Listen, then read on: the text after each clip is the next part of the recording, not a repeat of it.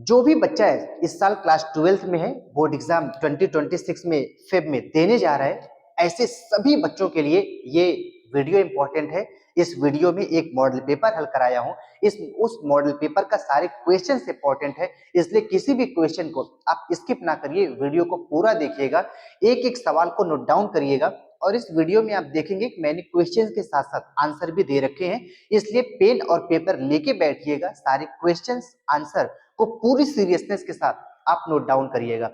English के विषय में मैक्सिमम स्कोर गेन करने के लिए आपके पास दो चीज होना चाहिए। एक तो होना चाहिए कंटेंट, और दूसरा उस कंटेंट को लेके प्रैक्टिस होना चाहिए।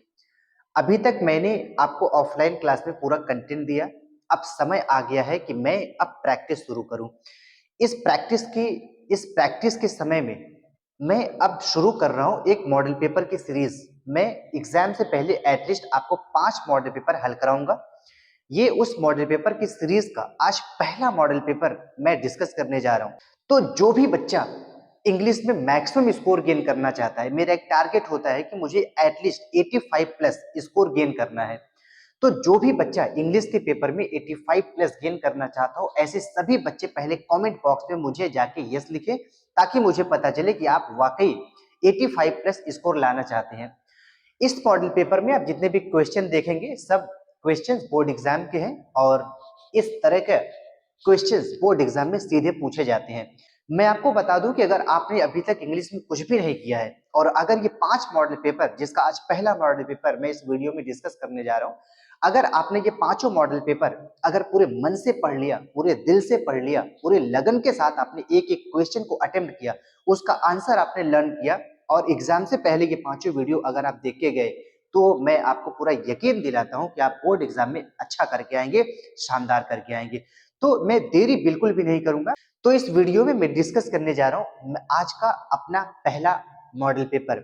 इस मॉडल पेपर को आप जब देखेंगे तो आपको फील होगा कि पूरा एक ऑफिशियल पेपर है, और ये जो अभी पिछले साल यानी 2025 में जो एग्जाम हुआ है, उसी एग्जाम का ये एक सेट मैंने हल कराया है। इस तरह के अभी 4 मॉडल पेपर मैं आपको और दूंगा। इंग्लिश के किसी भी ऑफिशियल पेपर को अगर आप देखें तो उसमें कुल 4 सेक्शन होते हैं।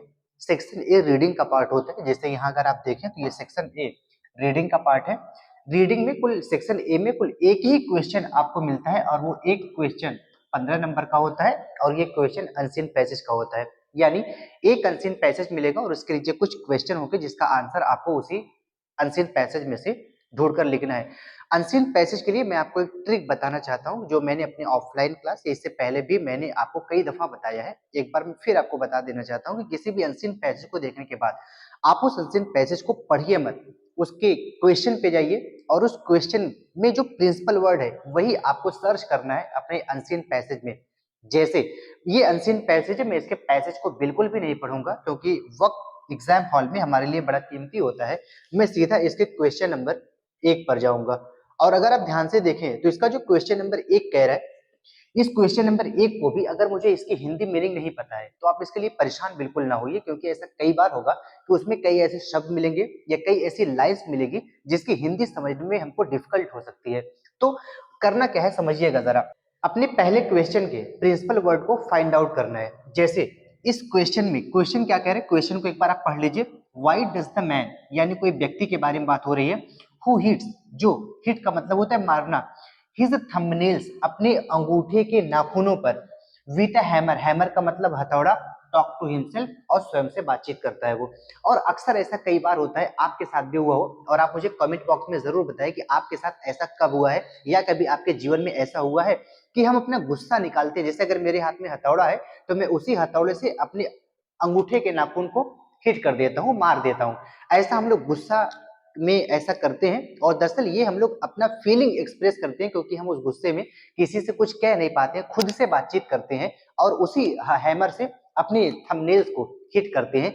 आपके साथ कैसा कभी हुआ है आप मुझे कमेंट बॉक्स में बताइए। यानी कि अब आपको करना क्या है साहब, कि इसमें जो आपका प्रिंसिपल वर्ड है वो है थंबनेल्स विद हैमर, ये आपको अनसीन पैसेज में जरूर मिलेगा। अब आपको वापस अपने अनसीन पैसेज पर जाना है, और अनसीन पैसेज में ये लाइन आपको जरूर कहीं न कहीं मिलेगी। कह रहा है it is clear that language is used for more than one purpose, यानी लैंग्वेज के बारे में बातचीत कही गई है, और लैंग्वेज का मतलब होता है कि भाषा। ये स्पष्ट है कि भाषा एक से ज्यादा उद्देश्य के लिए किया जा सकता है। द मैन, देखिए the man who hits his thumbnails, देखिए इसी लाइन में आपको आपका आंसर छिपा हुआ है। आंसर करने के दो तरीके होते हैं, एक तो या तो वो लाइन पूरी की पूरी अपने आंसर में लिख दीजिए, या इसका दूसरा तरीका ये है कि उस लाइन को थोड़ा सा मॉडिफाई करके लिखिए जिसका इंप्रेशन अच्छा पड़ता है और नंबर आपको सामने वाला खूब देता है, भर भर के देता है। करना क्या है कि मुझे इसके आंसर को थोड़ा मॉडिफाई करके लिखना है। With a hammer and a touch string of cursor is using language to relieve his feeling and needs no audience but himself। कह रहे हैं कि ये मैं ऐसा इसलिए करता हूँ, देखिए यहाँ पे फीलिंग वाली बात आ गई कि इसको मैं अपना फीलिंग एक्सप्रेस करने के लिए ऐसा मैं करता हूँ कि हैमर से अपने थंबनेल को हिट करता हूँ, ऐसा मैं फीलिंग एक्सप्रेस करता हूँ। और कहता है कि नो ऑडियंस बट हिमसेल्फ, यानी मैं किसी से बातचीत नहीं करता, मैं खुद से बातचीत करता हूँ। इसका आंसर मुझे कैसे देना है साहब, आइए इस पे जरा सा देखा जाए। आंसर को थोड़ा मॉडिफाई करके ही लिखेंगे। इसके आंसर को कैसे लिखेंगे साहब, जरा हम लोग देखेंगे। यानी किसी व्यक्ति के बारे में बातचीत हो रही है, यानी द मैन हिट्स, मारता है, हिट्स हिज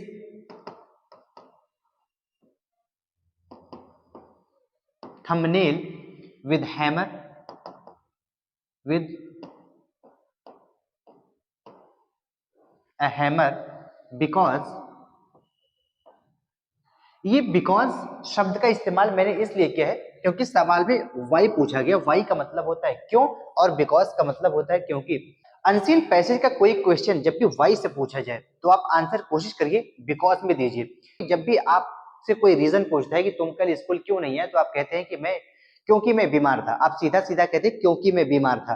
तो वही बात, अगर सवाल वाई से हो आंसर आपको बिकॉज में देना है। Because he expresses his feelings, अपनी भावनाओं को व्यक्त करता है, and he does not talk to anyone,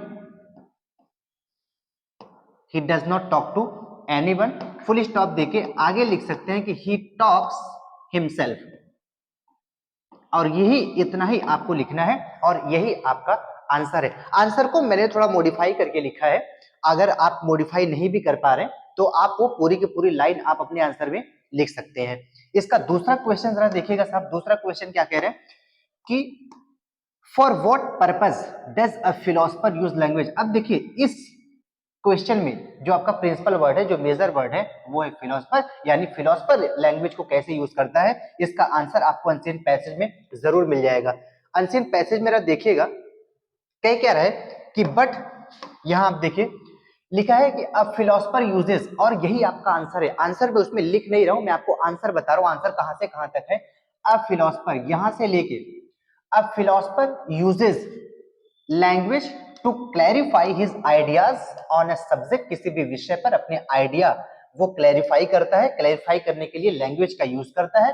he is using it, और वो इसे यूज करता है as an instrument of thought, यानी जो हमारे विचार है, इस विचार को व्यक्त करने के लिए जिस इंस्ट्रूमेंट का मैं यूज करता हूं वो है लैंग्वेज, और ये कौन करता है साहब, फिलोसफर करता है। यानी क्वेश्चन नंबर 2 का जो आपका आंसर था वो यहां से लेके अब philosopher uses language to clarify his ideas on a subject, he is using it as an instrument of thought। इतना ही आपका दूसरे क्वेश्चन का आंसर है। उम्मीद है समझ में भी आया होगा। कहीं भी कोई दिक्कत है आप हमें कमेंट बॉक्स में बताइए।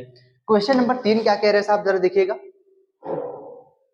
और ये अनसीन वो पैसेज है जहां से आप पूरे के पूरे मार्क्स गेन कर सकते हैं। क्वेश्चन नंबर 3 क्या कह रहे हैं साहब, फॉर व्हाट पर्पस, यानी वो कौन सा उद्देश्य है, do the two women and two men use language, यानी कहता है कि दो औरतें और दो पुरुष लैंग्वेज का यूज किस पर्पस के लिए करते हैं। अब इसका आंसर देखिए, इसमें आपको टू वीमेन टू मेन, ये इसका क्या है, प्रिंसिपल वर्ड है। अनसीन पैसेज में प्रिंसिपल वर्ड को सर्च करिए। उसी के ठीक आगे से हम लोग पढ़ेंगे, और यहाँ पे लिखा हुआ है कि व्हेन टू, देखिए इसके आगे से when two women gossip over the fence और two men exchange greetings as they pass in the street, language is being used to state the bonds between the members of society. जी साहब, इतने में ही, इसी लाइन में इसका answer छिपा हुआ है। कह रहा है कि जब भी आप खुद से सोचिए, जब भी आप किसी से मिलते हैं तो जो लैंग्वेज का इस्तेमाल करते हैं, लैंग्वेज का इस्तेमाल आप किसी सोसाइटी के व्यक्ति से क्यों करेंगे? क्योंकि आपका एक सोशल बॉन्डिंग बन जाती है। आंसर कैसे आपको लिखना है, आप जरा ये देखिएगा। वापस क्वेश्चन पे जाइए। अब इसके क्वेश्चन के नीचे ये आंसर थोड़ा सा मॉडिफाई करके यहाँ लिखने की जरूरत है, और मैं इसको मॉडिफाई करके थोड़ा सा लिखूंगा। कैसे लिखूंगा ये आप देखिएगा जरा। जैसे इसका आंसर आप लिखेंगे साहब, the two women and the two men use language for social bond and connect with each other। वो लैंग्वेज ही है जो मुझे एक दूसरे से कनेक्ट करता है, और यही इसका आंसर है। अगला क्वेश्चन जरा देखिएगा साहब। अगला क्वेश्चन क्या कह रहा है कि इज लैंग्वेज अ मल्टीपर्पज। कह रहा है कि क्या भाषा बहुउद्देशीय है, यानी एक से ज्यादा उद्देश्य के लिए इस्तेमाल किया जा सकता है। Answer is on the basis of given paragraph. आपको आंसर देना है इसी पैराग्राफ के आधार पर। सवाल आपका क्या है, इज लैंग्वेज अ मल्टीपर्पज। तो सबसे पहला तो आप यही लिखेंगे कि yes, yes it is used for multi-purpose, full stop। it helps in expressing feelings,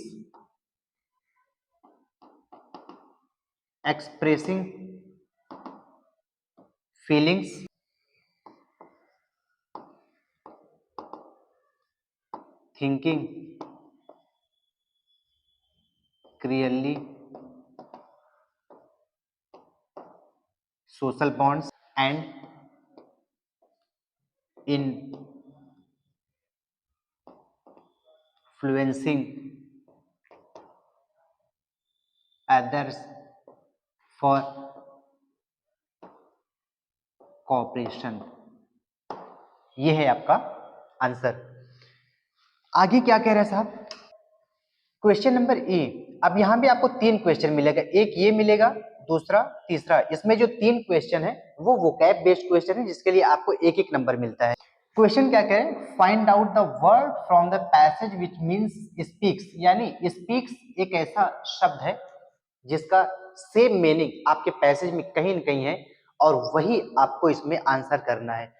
तो आंसर आप इसका कैसे करेंगे साहब, द मीन्स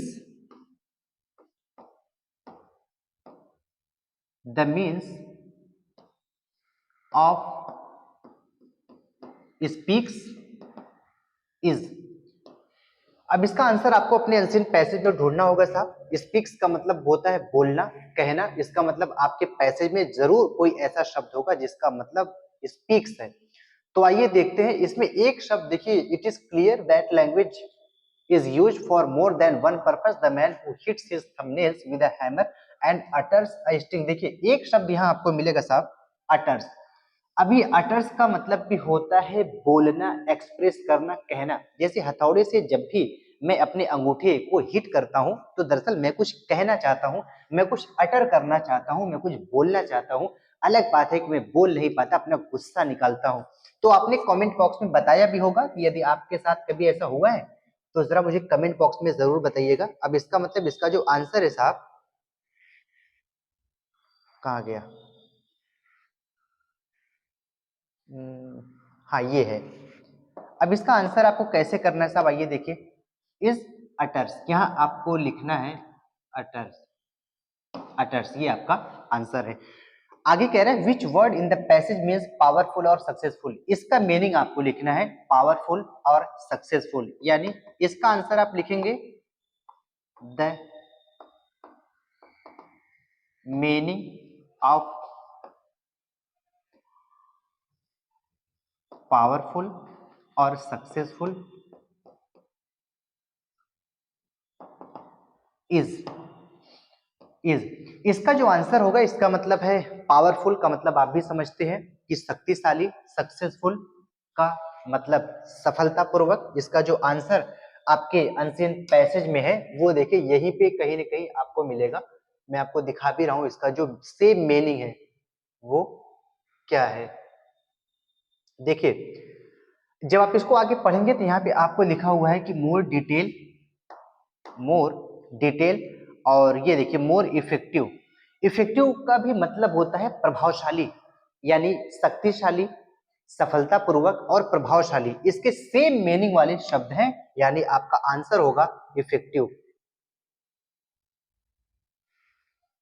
आपका आंसर होगा इफेक्टिव, यानी इसका इस क्वेश्चन का जो आंसर है साहब वो है इफेक्टिव।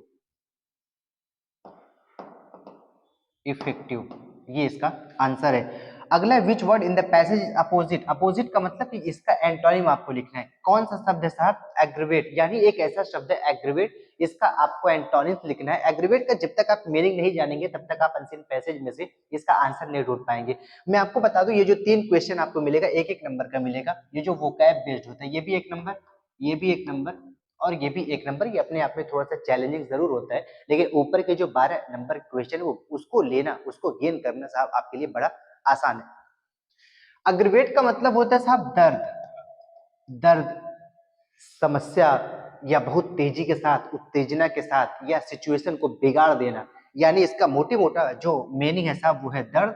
यानी आपके अनसीन पैसेज में पहली दूसरी लाइन में कहीं एक शब्द मिला था रिलीफ, रिलीफ या रिलीव आपको मिला था साहब, और वही इसका आंसर होगा। और वो शब्द एग्जैक्टली क्या था? देखिए ये दूसरी लाइन में मुझे याद आ रहा था कि ये पहली या दूसरी लाइन में एक शब्द आपको मिला था रिलीफ, इसका मतलब होता है क्या? आराम। और आराम का जस्ट अपोजिट होगा क्या? दर्द। तो ये जो एग्रीवेट है जिसका मतलब होता है दर्द, इसका जस्ट अपोजिट शब्द है साहब रिलीफ। यानी इसके अपोजिट में आप लिखेंगे साहब इसके आंसर में कि the opposite, the opposite word of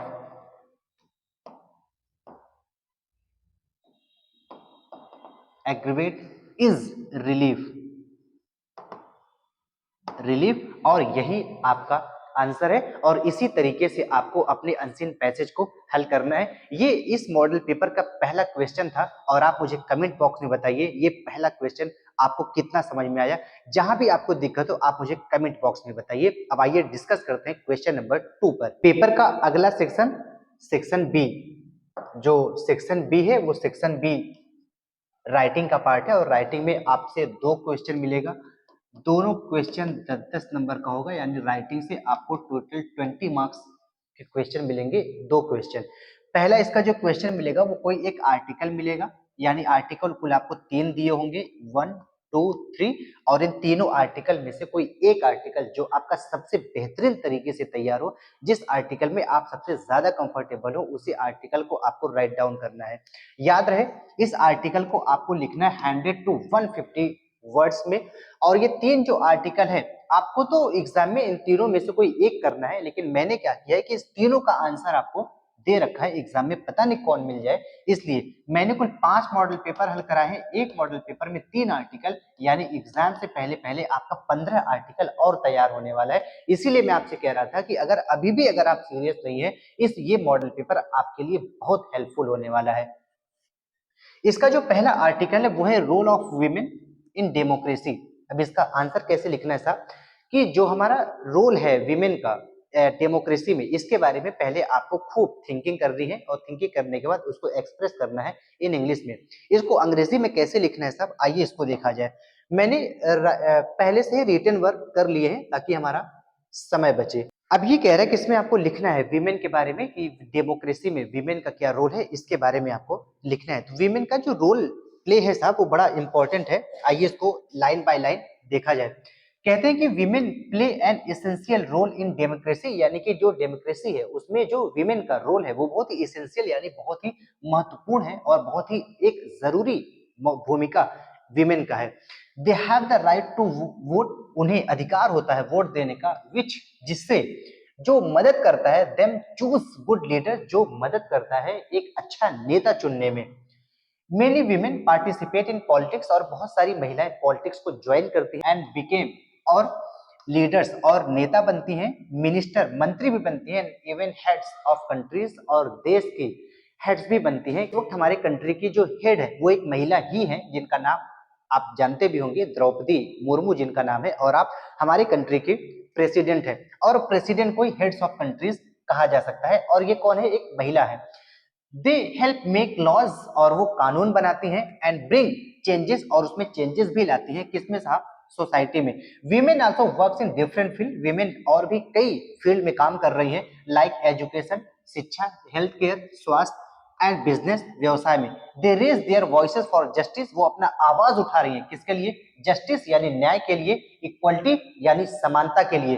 a strong democracy, एक मजबूत लोकतंत्र, needs both men and women, दोनों को चाहता है, किसको भी है, मेन को भी और वीमेन को भी, यानी सिर्फ वीमेन से डेमोक्रेसी मजबूत नहीं होगा, डेमोक्रेसी जब भी मजबूत होगा वो मेन और वीमेन दोनों से होगा। पार्टिसिपेट इक्वली, जब ये दोनों पार्टिसिपेट एकदम एक मात्रा में करें, बराबर हिस्सा में करें। व्हेन वीमेन आर एजुकेटेड, जब महिला शिक्षित होंगी, एंड इंडिपेंडेंट का मतलब होता है आत्मनिर्भर होंगी, दे मेक बेटर डिसीजंस, वो एक अच्छा निर्णय ले सकती हैं, फॉर देयर फैमिलीज, अपने परिवार के लिए, एंड द नेशन, अपने राष्ट्र के लिए। गिविंग वीमेन इक्वल राइट्स, अगर यदि किसी भी महिला को अगर मैं उनको इक्वल राइट्स एंड अपॉर्चुनिटीज दूं, तो स्ट्रेंथ डेमोक्रेसी, और ये एक मजबूत, ये एक लोकतंत्र की ताकत है। अ कंट्री डेवलप्स, एक देश विकसित होता है, फास्टर, बहुत तेजी के साथ, व्हेन, कब, जब वीमेन आर एम्पावर्ड, जब वहां की महिला सशक्त हो, जब वहां की महिला मजबूत होंगी, तभी एक देश विकास करता है। देयरफॉर, इसलिए women must be given respect, इसलिए महिलाओं का सम्मान होना चाहिए, and equal chances in all field, और बराबर का मौका मिलना चाहिए लगभग हर फील्ड में।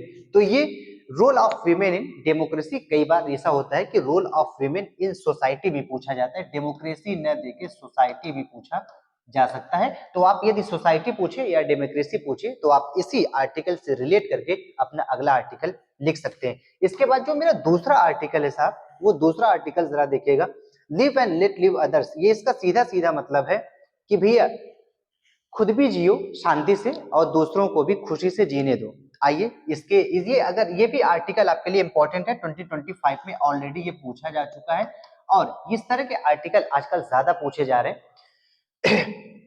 लाइफ बिकम्स पीसफुल, लाइफ शांतिपूर्ण तभी बनती है जब people learn to live, people जीना सीखते हैं, एंड लेट अदर्स लाइफ, और जब दूसरों को जीना देते हैं। कहते हैं कि अगर आपका जीवन तभी सुखी माना जाएगा जब आप खुद जिए और दूसरों को भी शांति से जीने दें। एवरीवन हैज डिफरेंट ओपिनियन, यहाँ सभी, हर कोई, जितने भी लोग हैं, सबके ओपिनियन, जो सबके विचार है वो आपस में डिफरेंट है साहब।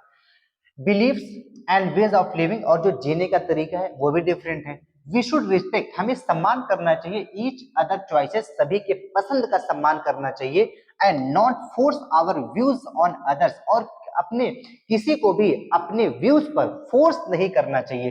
When people fight over religion, जब भी लोग रिलीजन यानी धर्म को लेकर फाइट करते हैं, कास्ट यानी जाति को लेकर फाइट करते हैं, और पर्सनल डिफरेंसेस यानी जो उनका व्यक्तिगत भिन्नताएं होती हैं उनको लेके जब हम फाइट करते हैं साहब, it creates problem in society, तो इससे सोसाइटी में प्रॉब्लम क्रिएट होती है। इंस्टेड, हालांकि we should focus on kindness, हमें फोकस किस बात पे करना चाहिए साहब, काइंडनेस पे करना चाहिए, एंड अंडरस्टैंडिंग यानी समझ पे काम करना चाहिए, हेल्पिंग अदर्स, एक दूसरे की मदद करनी चाहिए, and spreading love makes life beautiful, और यदि हम प्रेम से बात करें, हम चारों तरफ अगर प्रेम फैलाएंगे, तो इससे जो हमारा लाइफ है साहब वो ब्यूटीफुल बनेगा। और आप भी जानते हैं साहब कि लव ही है जिससे हमारा लाइफ ब्यूटीफुल बन सकता है।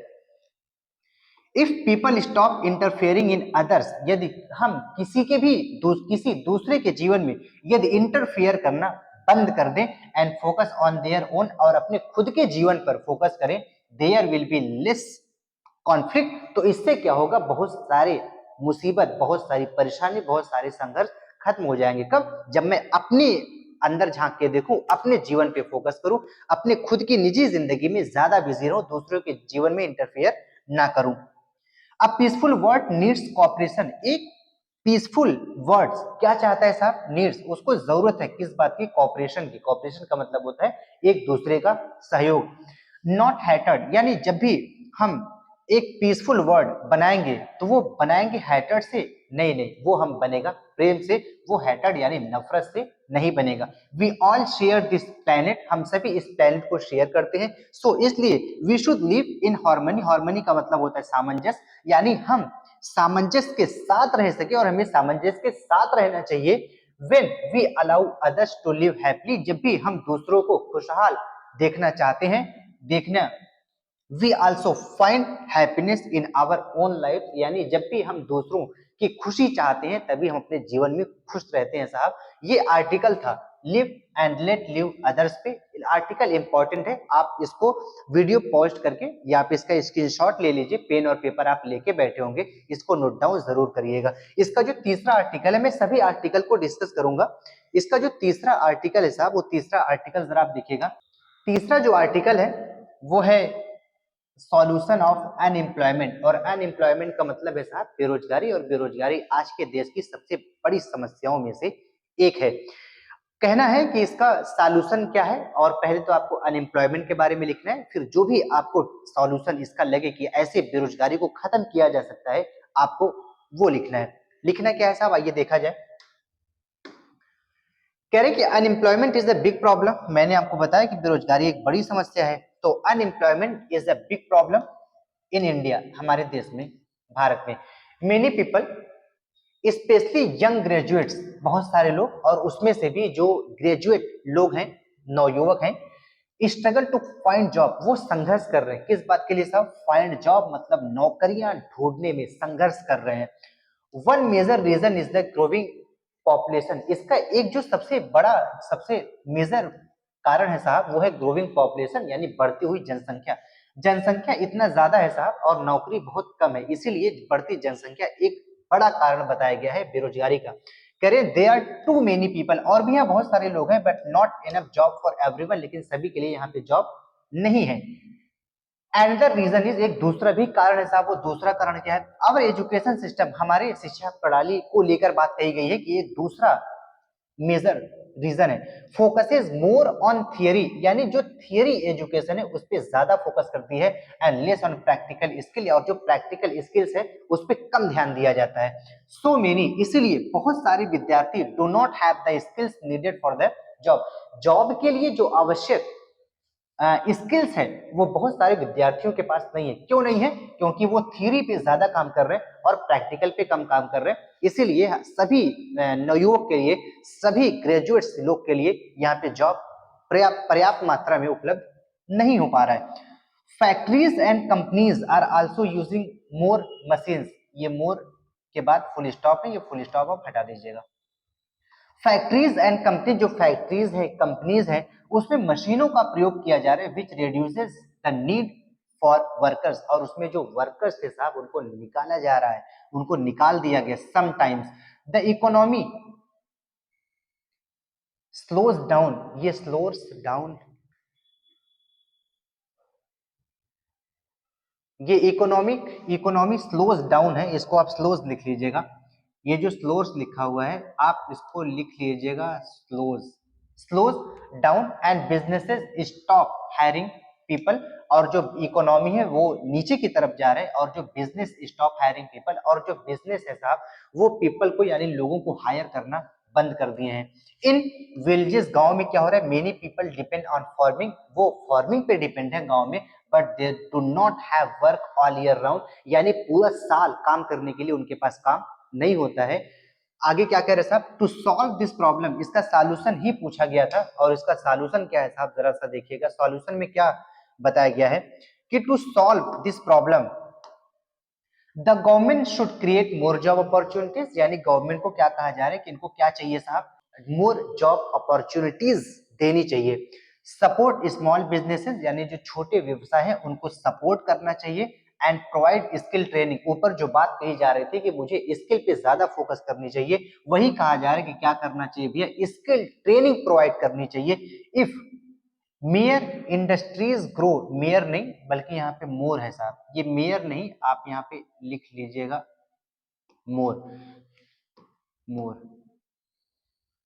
more industries grow and people learn new skills, unemployment can be reduced। और इससे क्या हो सकता है साहब, अनएम्प्लॉयमेंट को reduce किया जा सकता है। a country can progress only, एक देश तभी सफल, तभी विकास कर सकता है जब यहाँ के लोग हैव गुड जॉब, जब उनके पास एक अच्छी जॉब हो और स्टेबल इनकम, और वो अपना इनकम स्टेबल कर सके। तभी जब लोगों के पास जॉब होगा, लोगों के पास पैसा होगा, और आप भी समझ सकते हैं कि जब आपके पास जॉब होगा तो पैसा होगा, और जब पैसा होगा तो आपका देश और आप खुद विकास कर सकते हैं। और ये आपके तीनों जो आर्टिकल मैंने डिस्कस किए हैं, आप इसको नोट डाउन जरूर कर लीजिएगा। इसी सेक्शन भी राइटिंग वाले पार्ट में आपको एक दूसरा क्वेश्चन जो मिलेगा साहब वो ये है कि क्वेश्चन नंबर 3 को जरा ध्यान से देखिएगा। क्वेश्चन नंबर 3 में क्या कहा जा रहा है, क्वेश्चन नंबर 3 जो आपको मिलेगा वो मिलेगा लेटर या एप्लीकेशन। और याद रहे इन दो में आपको एक ही करना है, मिलेगा दो लेकिन करना एक है। मैंने दोनों डिस्कस किया है, और मैंने डिस्कस तो दोनों कर लिया है, लेकिन आपको एग्जाम में एक ही करना है। पहला क्वेश्चन जरा ध्यान से देखिएगा, क्या कह रहा है कि सपोज यू आर रोहित, आप कौन है भैया, रोहित है, यानी जो आपके लेटर को लिखने वाले हैं, जो लेटर का सेंडर्स एड्रेस है वो सब इसमें दे रखा है। And you live in the area flooded with water, flooded with water का मतलब यह है कि एक ऐसा एरिया जहां पे बाढ़ की स्थिति बन गई है। एसेंशियल, जरूरी communities are not reaching there, वहां पे जरूरी की जो सामान है, खाने पीने की सामान वहां पे पहुंच नहीं पा रही है। नाउ अब क्या करना है, राइट अ लेटर, आपको एक लेटर लिखना है, किसको, अपने जिले के डीएम को, रिक्वेस्टिंग हिम, उनसे रिक्वेस्ट करना है किस बात के लिए, कि initiate relief work in your area, कि आपके एरिया में जो फ्लडेड एरिया है उसमें रिलीफ वर्क पहुंचाई जाए। इनिशिएट यानी जल्द से जल्द, पहले क्या काम किया जाए, वहां पे relief work in your area, आपके एरिया में रिलीफ पहुंचाई जाए। इसमें और करके एक क्वेश्चन और देगा, ये दोनों क्वेश्चन आप पहले देख लीजिए, मैंने तो दोनों हल किया है लेकिन आपको एक ही करना है। Write an application to the principal of your college, अपने कॉलेज के प्रिंसिपल को एक लेटर लिखना है, लेटर नहीं एप्लीकेशन लिखना है, रिक्वेस्टिंग है, उनसे क्या रिक्वेस्ट करना है कि यू एन अपॉर्चुनिटी, की आपको भी एक अपॉर्चुनिटी मिले, मौका मिले to take part in the college cricket team. आपको एक एप्लीकेशन लिखना है कॉलेज के प्रिंसिपल को कि जो आपका कॉलेज क्रिकेट टीम है इसमें आप खेलना चाहते हैं, और इसमें आपको भी अपॉर्चुनिटी मिले खेलने का। तो ये दोनों को मैंने डिस्कस किया है, इसको आइए देखते हैं इसका आंसर। जब भी आप कोई लेटर लिखने जाते हैं तो आप लेटर में सबसे पहले ऊपर राइट साइड में, जैसे यहाँ पे आप सबसे पहले लिखते हैं कि सेंडर्स एड्रेस, यहाँ से लेके यहाँ तक ये पूरा का पूरा सेंडर्स एड्रेस है। बीच में आप डेट मेंशन कर सकते हैं, डेट को आप नीचे भी मेंशन कर सकते हैं, और उसके बाद फिर आपको लिखना है रिसीवर्स एड्रेस। पहले आपको सेंडर एड्रेस लिखना है, फिर आपको रिसीवर्स एड्रेस लिखना है। जैसे यहाँ पे कौन था साहब, रोहित, ये बुद्धा कॉलोनी आगरा 15 मार्च, ये देखिए डेट यहाँ पे लिखा हुआ है, डेट आपको लिखना है। फिर ये लेटर जिसको भेजा जा रहा है डिस्ट्रिक्ट मजिस्ट्रेट यानी डीएम ऑफिस को, शाहजहां रोड आगरा, ये एड्रेस भी मेंशन आप कर सकते हैं। ये सब्जेक्ट है साहब, किस सब्जेक्ट आपको लिखना है, कि सब्जेक्ट आप क्या लिखना चाह रहे हैं, किस विषय पर आपको ये एप्लीकेशन लिखना है। तो आपको रिक्वेस्ट करना है relief work in flood affected area, जो फ्लड, जो बाढ़ से प्रभावित एरिया है उसी में रिलीफ वर्क के लिए आपको एक एप्लीकेशन लिखना है। अब यहां से आप शुरू करेंगे, ये सॉल्यूटेशन है सरिया में। अब यहां से लेके नीचे तक आप लिखेंगे मेन बॉडी, इसको हम लोग बोलते हैं main body of the letter या एप्लीकेशन। सबसे पहले आपको बताना है कि आप कौन है, कहाँ रहते हैं, तो आपको बताना है I am Rohit, a resident of Buddha colony, our area is badly affected by floods. Water has entered many houses, और जो पानी है साहब वो सभी के घरों में घुस गया है। And people are facing significant problem, और वहां के जो लोग हैं वो बहुत प्रॉब्लम, बहुत बड़ी समस्या से फेस कर रहे हैं। There is a shortage of food, और वहां पे भोजन की मात्रा कम हो गई है। क्लीन वाटर, साफ पानी नहीं है। एंड मेडिसिन, यानी वहां दवाइयां नहीं है। Essential commodities are not reaching us, यानी हमारे पास जो एसेंशियल कमोडिटीज है, जो जरूरी सामान है खाने पीने की, वो हमारे यहाँ तक पहुंच नहीं पा रहा है। मेनी पीपल आर सिक, और बहुत सारे लोग बीमार हो गए हैं। And some have lost their home, और बहुत सारे लोगों का तो भैया घर खो चुका है, बहुत सारे लोग खो चुके हैं।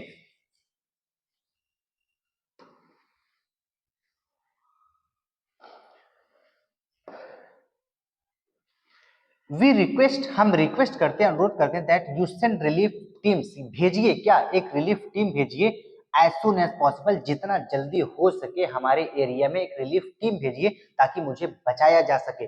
वी नीड फूड, हमें भोजन और पानी, ड्रिंकिंग वाटर, पानी पीने की आवश्यकता है। Medical help, please arrange rescue boats, और जो बचाने का बोट्स होता है वो भेजा जाए, अरेंज किया जाए for those stuck in deep water, और उन्हें निकाला जाए जो पानी की गहराई में चले गए हैं, जो गहरे पानी में डूब रहे बेचारे, उनको बचाया जा सके। The situation is getting worse every day, और लगातार दिन पे दिन जो सिचुएशन है साहब वो बिगड़ती जा रही है, बुरी हालत होती जा रही है। We hope you will take quick action, और हम आशा करते हैं कि आप क्विक एक्शन यानी तुरंत कोई एक्शन लेंगे टू हेल्प अस, हमें बचाने में। यही आपकी मेन बॉडी है साहब, यहाँ से यहाँ तक। और आप फिर लास्ट में लिखते हैं थैंक यू, और फिर योर सिंसियरली रोहित। आप इस रोहित योर सिंसियरली लिखेगा और रोहित को यहाँ लिखिएगा साहब, रोहित को यहाँ लिखिएगा, और यही आपका पूरा लेटर है साहब। इसका जो दूसरा और करके दिया हुआ है, आइए उस पर डिस्कस करें। और वो जो और करके दिया हुआ है उन दोनों में से आपको एक ही लिखना है। जो और करके दिया है साहब,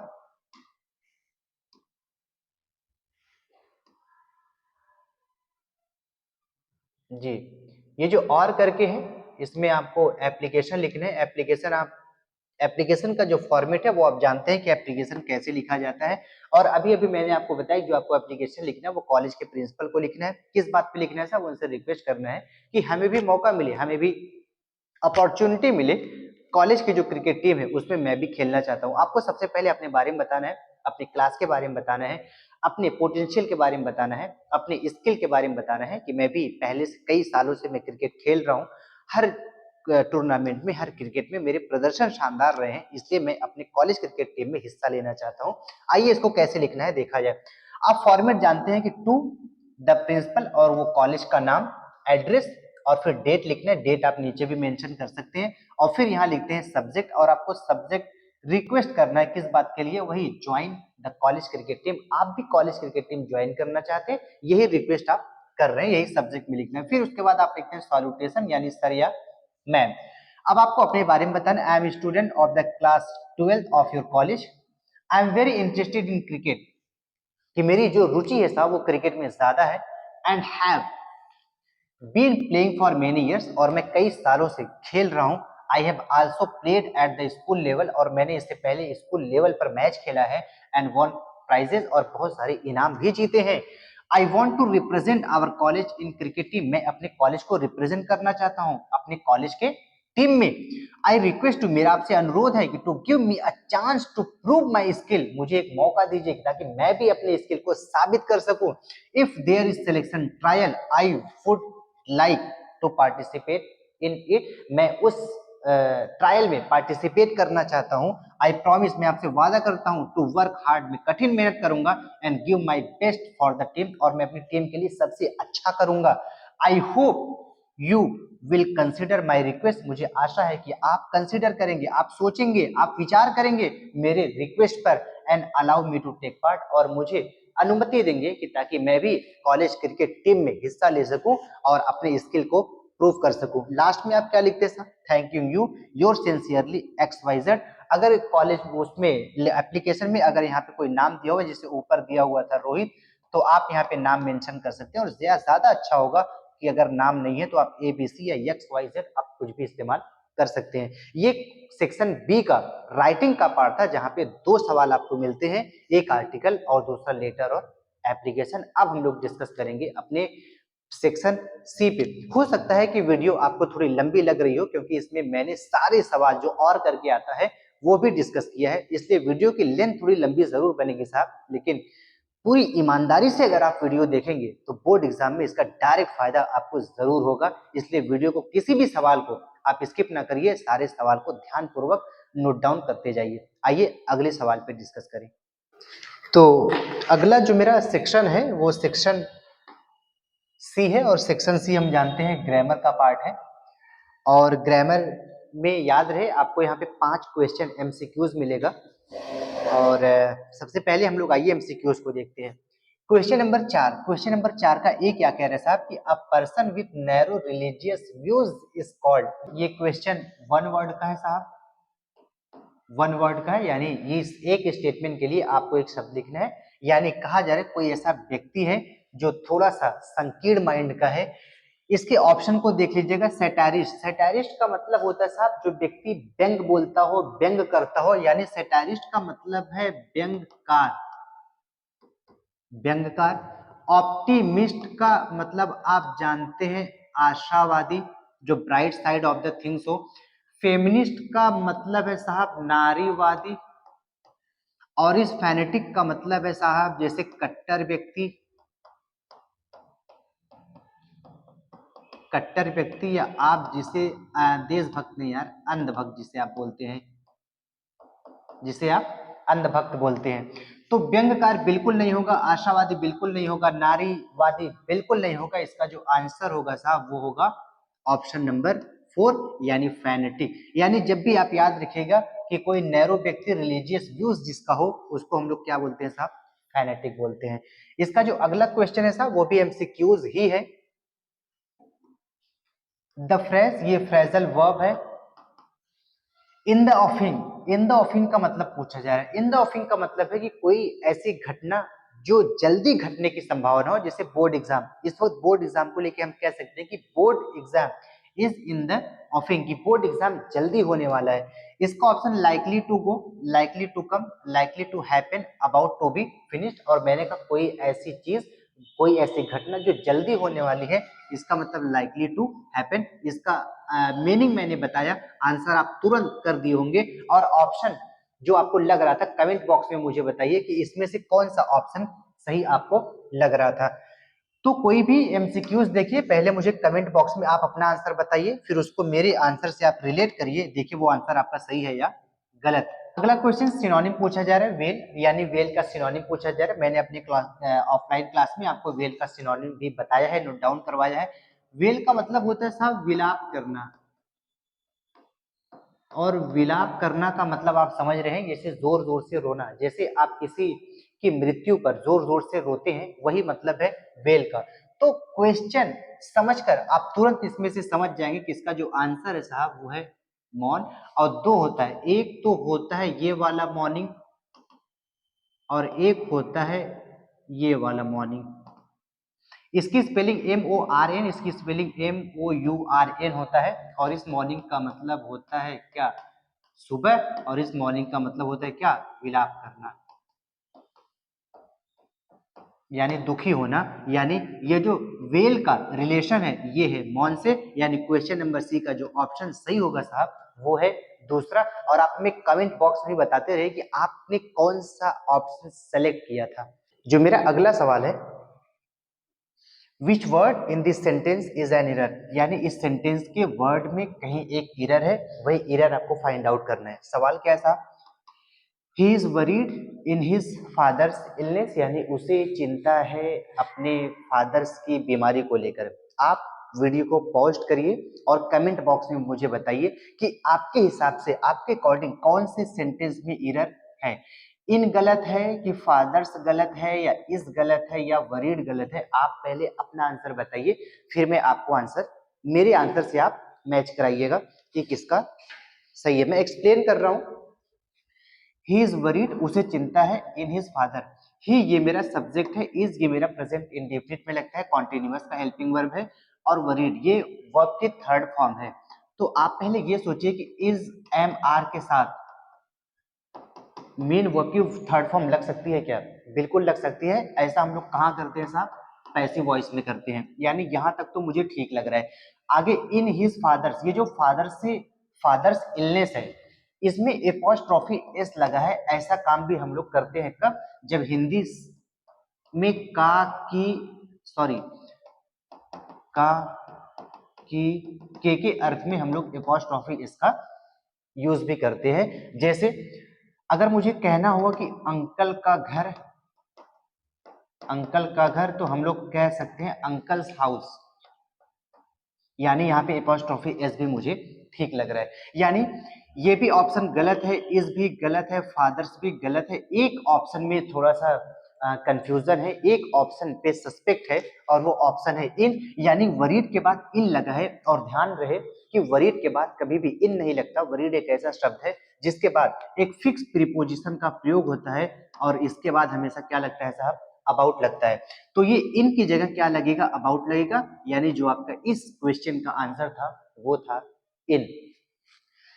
अगला सवाल तरफ देखिएगा, कह रहा है एंटोनिम बताना है माइल्ड का, और माइल्ड का मतलब होता है साहब हल्का, हल्का। जैसे सी हैज माइल्ड फीवर, उसे हल्का बुखार है।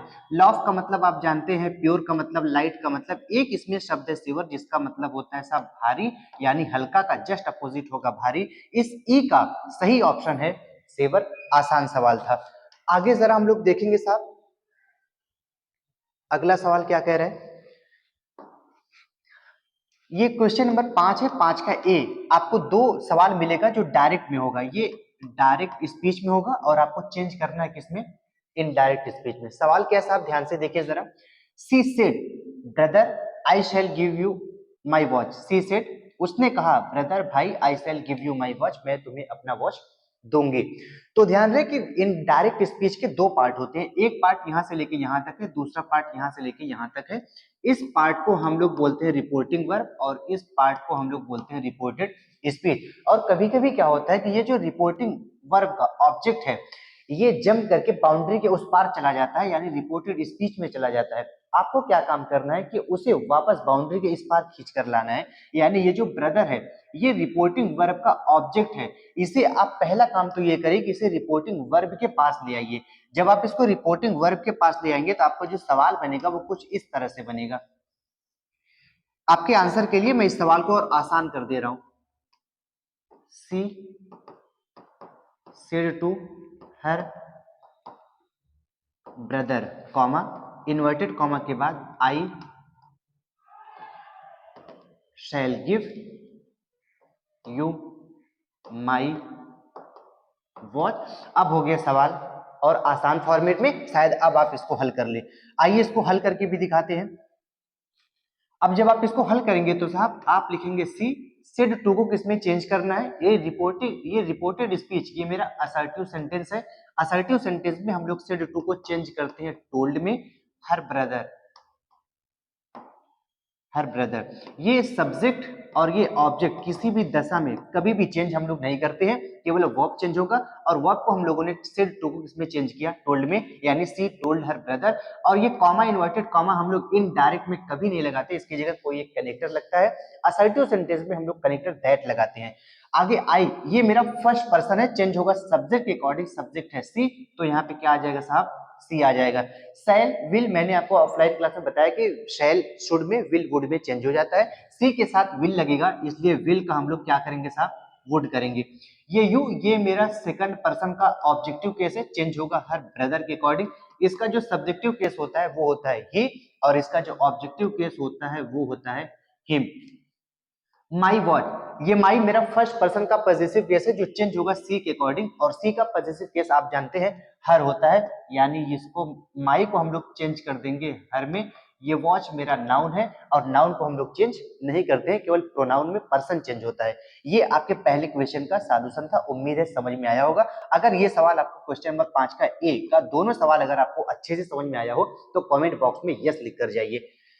क्वेश्चन नंबर 5 का बी देखते हैं, कह रहे combine any one of the following as directed. याद रहे सवाल आपको दो मिलेगा लेकिन उसमें से आपको एक ही हल करना है, लेकिन मैं आपको दोनों हल करके दिखा रहा हूं। सवाल क्या है साहब, Priya wanted to pass the examination, Priya exam को पास करना चाहती है। She work hard for that, और वो उसके लिए कठिन मेहनत करती है। बदलना किसमें साहब, सिंपल सेंटेंस में बदलना है।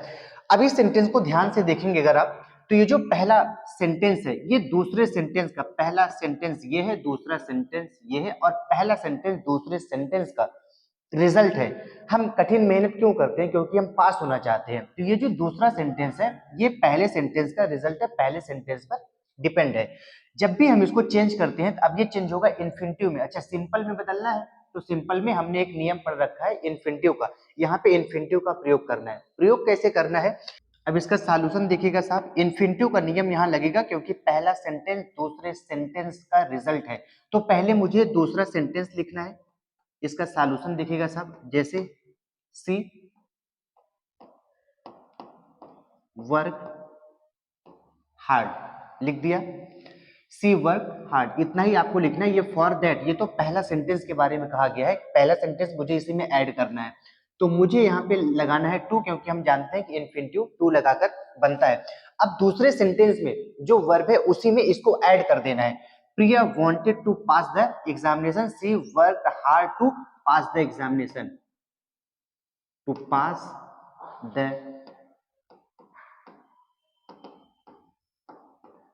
Examination, full stop. और ये इस क्वेश्चन का सॉल्यूशन था। मेरा अगला सवाल है साहब, वो अगला सवाल कॉम्प्लेक्स में बदलना है। सवाल को ध्यान से देखिएगा।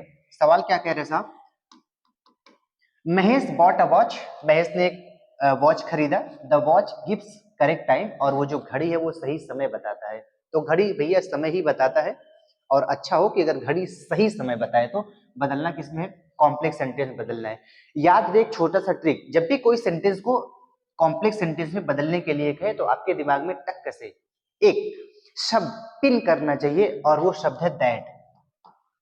पहले आप दैट लगा के चेक करिए, दैट लगाइए, देखिए कहीं यहाँ दैट तो नहीं लगेगा। आइए चेक करते हैं साहब, और यहाँ दैट ही लगेगा। Mahesh bought a watch that gives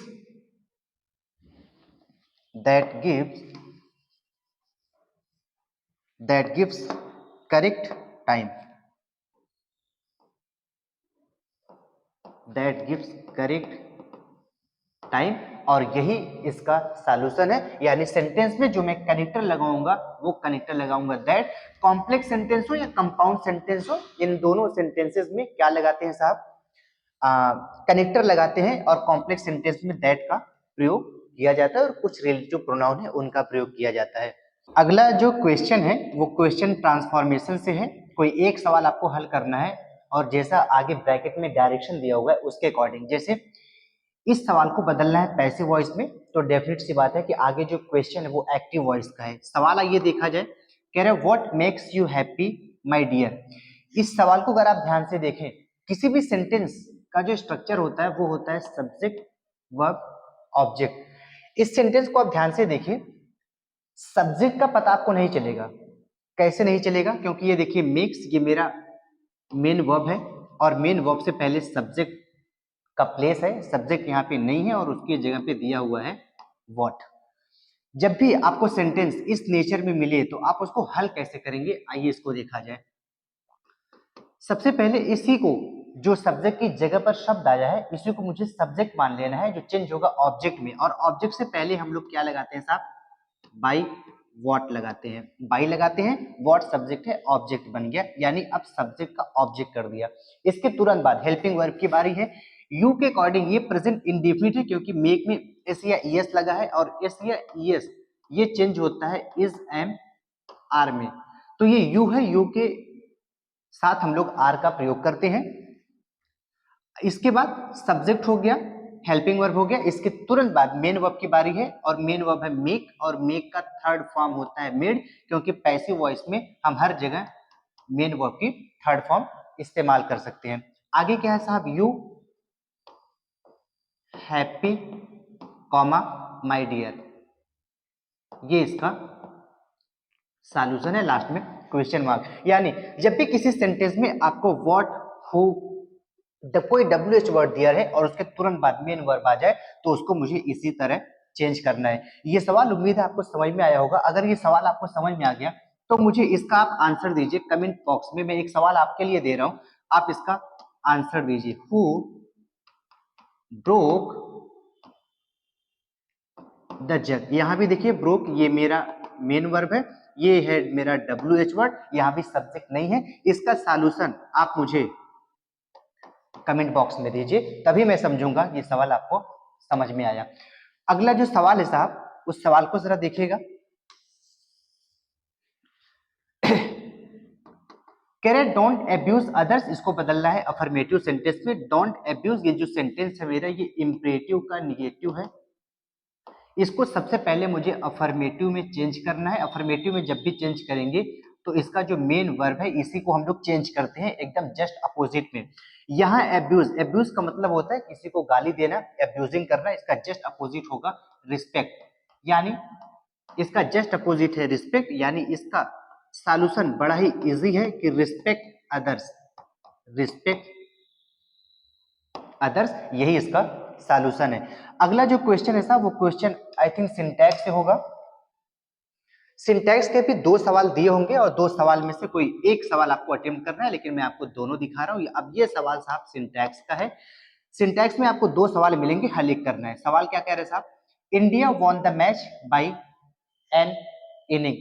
India won, ये मेरा मेन वर्ब की सेकंड फॉर्म है, पास्ट इंडेफिनिट पे ऐसा हम लोग करते भी हैं। मैच से पहले द का भी प्रयोग होता है, इनिंग से पहले हम लोग प्रीपोजिशन बाय का प्रयोग करते हैं। ए और एन में से एन लगेगा क्योंकि यहाँ पे आई दिया हुआ है, वॉवेल है और प्रोनाउंसिएशन के साउंड में भी वॉवेल की आवाज निकल रही है, तो एन भी ठीक लग रहा है। इनिंग एक ऐसा शब्द है, मैंने आपको ऑफलाइन क्लास में बताया था भैया कि ये इनिंग नहीं होता, बल्कि ये इनिंग्स होता है। यानी इस इनिंग में आपको क्या करना है, एस ऐड कर देना है, और यही आपके सवाल में करेक्शन था। सवाल आपका सही होगा कब, जब इनिंग में आप एस ऐड कर दें।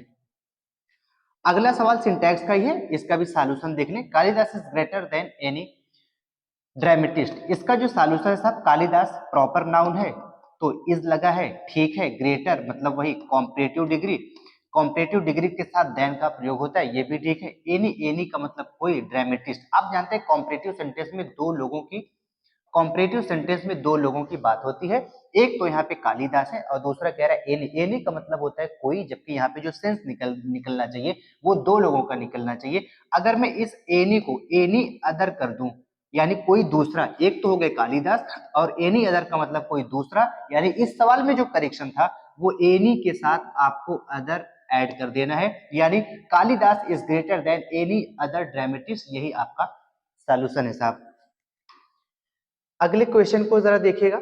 अगला क्वेश्चन होमोफोन्स का है और होमोफोन्स भी आपको दो मिलेंगे और उसमें से कोई एक आपको अटेम्प्ट करना है, लेकिन मैं आपको दोनों हल करके दिखा रहा हूं।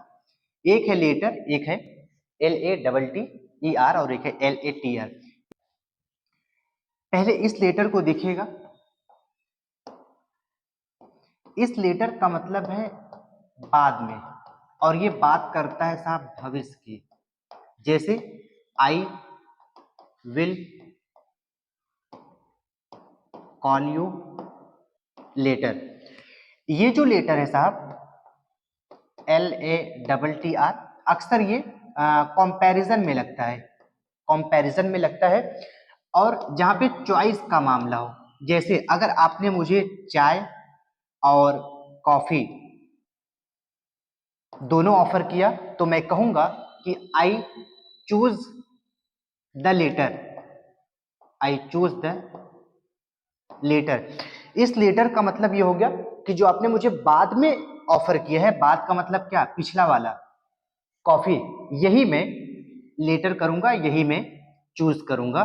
तो ये है लेटर, जिसका मतलब बाद में, I will call you later. इस लेटर का मतलब, इस लेटर का भी मतलब होता है बाद में ही, लेकिन दोनों के सेंस में डिफरेंट है। ये भविष्य की बात करता है और ये कंपैरिजन या चॉइस की बात करता है। जैसे टी या कॉफी में से मैं किसको चूज करूंगा साहब, I choose the letter. Layer, परत, जैसे इस टेबल पर धूल की पूरी एक लेयर जम गई है, अर्थात there is a layer, there is a layer of the dust, of the dust on the table. Layer का मतलब परत, अर्थात देयर इज द लेयर, यहाँ एक लेयर जम गई है, धूल की एक लेयर जम गई है, कहाँ, इस टेबल पर। लायर, इस लायर का मतलब होता है साहब झूठा। झूठा का मतलब झूठ बोलने वाला व्यक्ति। जैसे he is liar who speaks never truth, हालांकि नेवर स्पीक से पहले आएगा।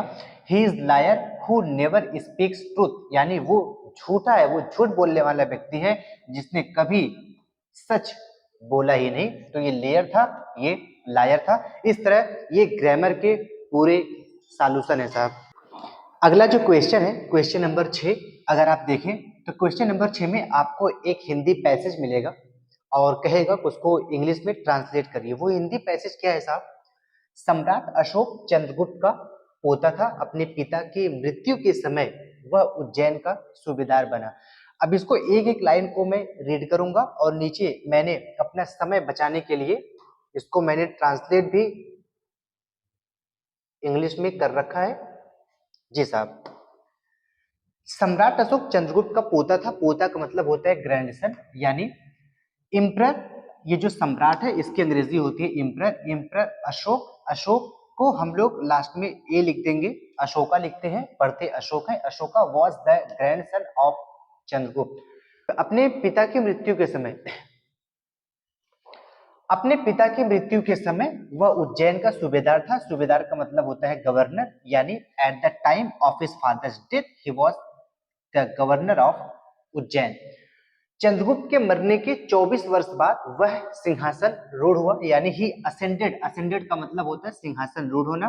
The throne 24 years after Chandragupta death, यानी चंद्रगुप्त की मृत्यु के 24 वर्ष बाद वो उसको सिंहासन मिला। आगे क्या कह रहे साहब?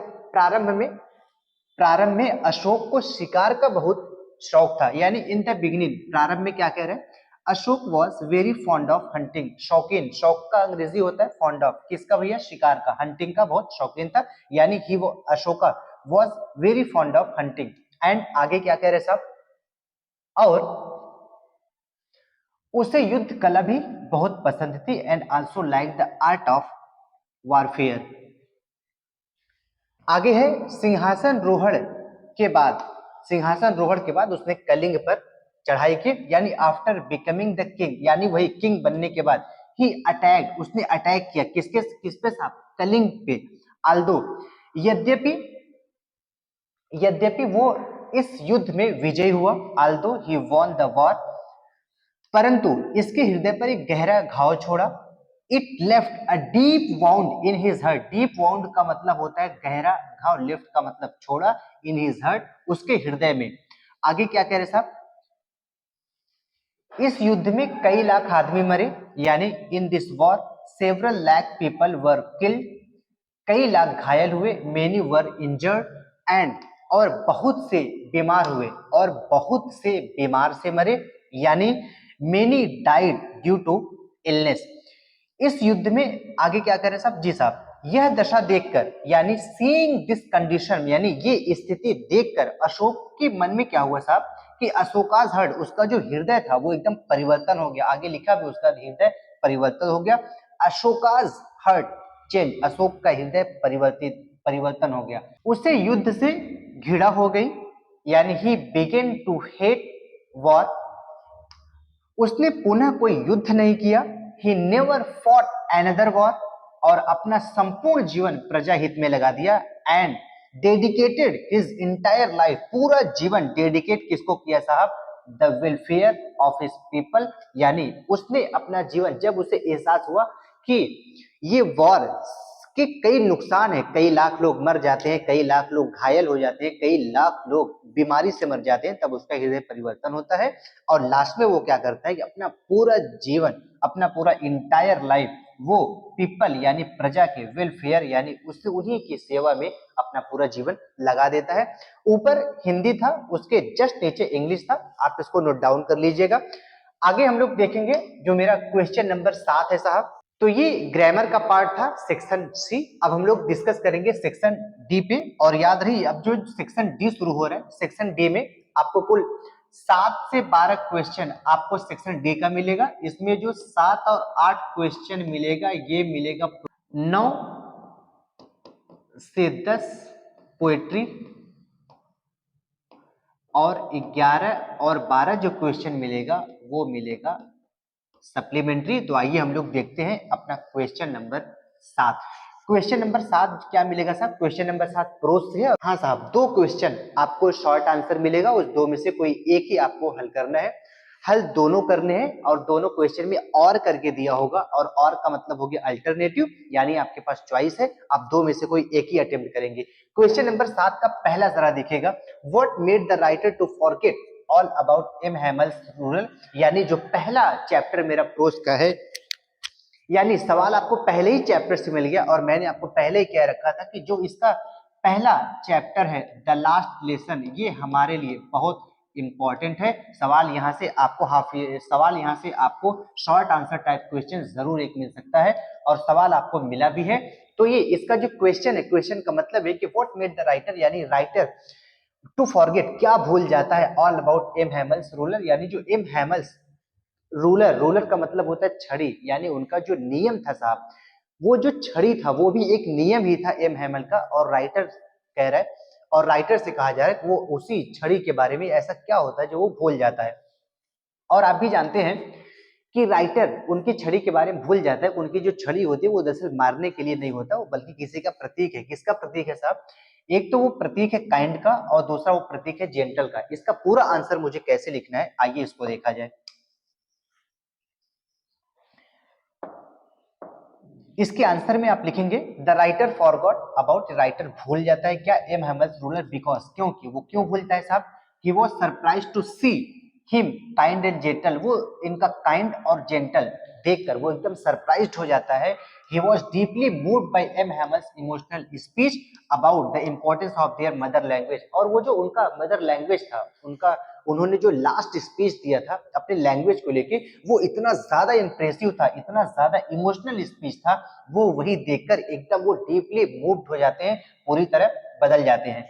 Importance their language, this made him realise the value of education, और यही उन्हें रियलाइज कराता है वैल्यू ऑफ एजुकेशन, और यही वो राइटर भूल जाता है। यानी इस क्वेश्चन का साहब इस तरह से आप क्या देंगे, आंसर देंगे।